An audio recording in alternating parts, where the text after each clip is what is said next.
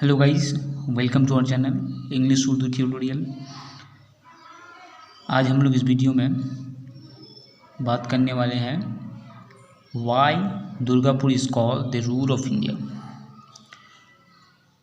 दुर्गापुर को हिंदुस्तान का रूर क्यों कहते हैं, इसी टॉपिक पे हम लोग डिस्कस करने वाले हैं। तो सबसे पहले रूर जानते हैं कि रूर क्या है। तो रूर एक जर्मनी में एक इलाका है जहाँ पर आयरन एंड स्टील कंपनी बहुत ही ज़्यादा डेवलप है।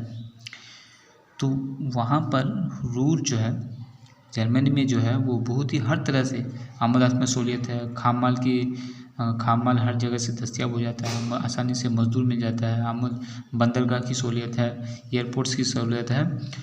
तो इसीलिए वो दुर्गापुर जर्मनी में है। लेकिन हमारे इंडिया में भी है दुर्गापुर है।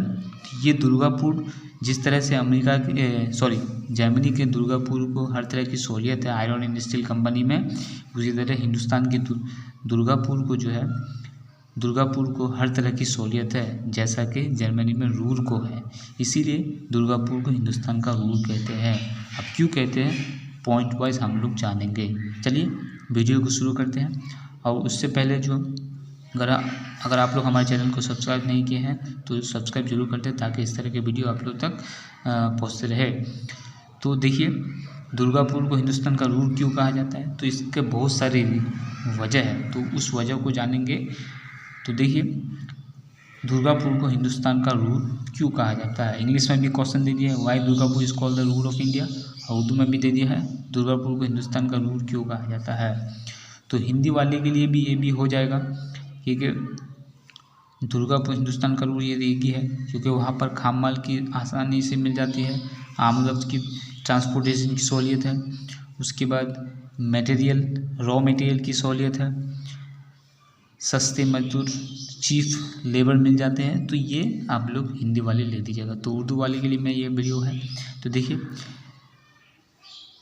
दुर्गापुर को हिंदुस्तान का रूर कहा जाता है, इसकी कई वजूहत हैं, इसके कई रीजन्स हैं, कई कॉजेज़ है जो दुर्गापुर को हिंदुस्तान का रूर कहते हैं।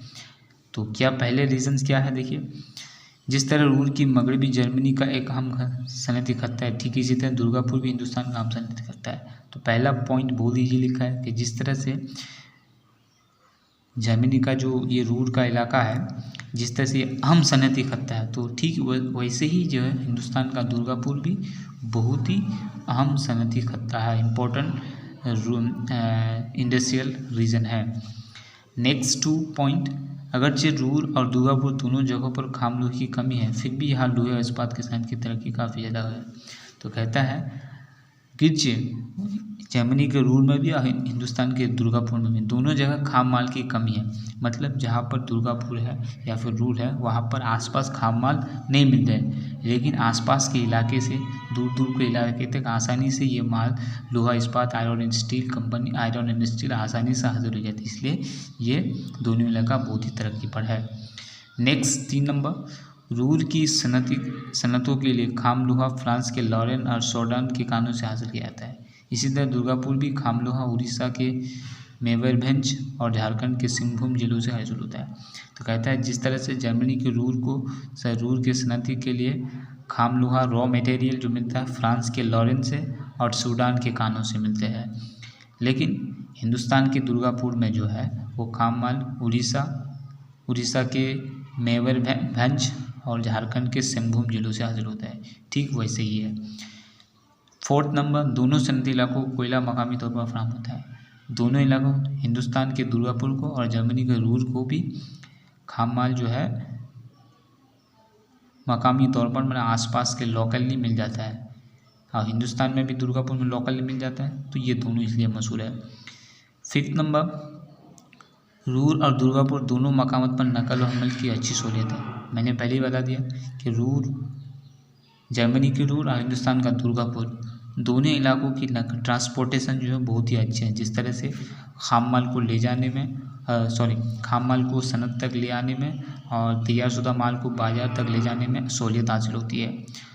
यानी दोनों सड़क रेल नहरों के जरिए जुड़े हुए हैं और यहाँ पर हर तरह की ट्रांसपोर्टेशन है, एयरलाइंस है, वाटरवेज है, उसके बाद रेलवेज है, हर तरह की सहूलियत है। मजबूर बाला वजूहत की बिना पर ही दुर्गापुर को हिंदुस्तान का रूर कहा जाता है। इन्हीं वजह से क्या कहा जाता है, दुर्गापुर को हिंदुस्तान का रूर कहा जाता है।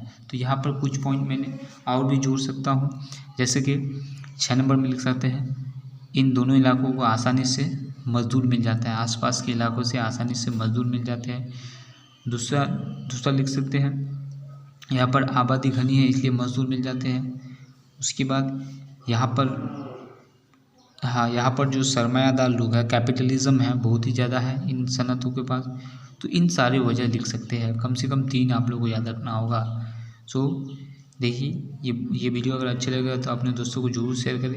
और मैंने ज्योग्राफी का बहुत सारा वीडियो बनाया है, तो ज्योग्राफी प्लेलिस्ट का मैंने लिंक डिस्क्रिप्शन बॉक्स में दे दिया, आप लोग जरूर देख लीजिए। So thank you for watching, thank you for listening, have a nice day.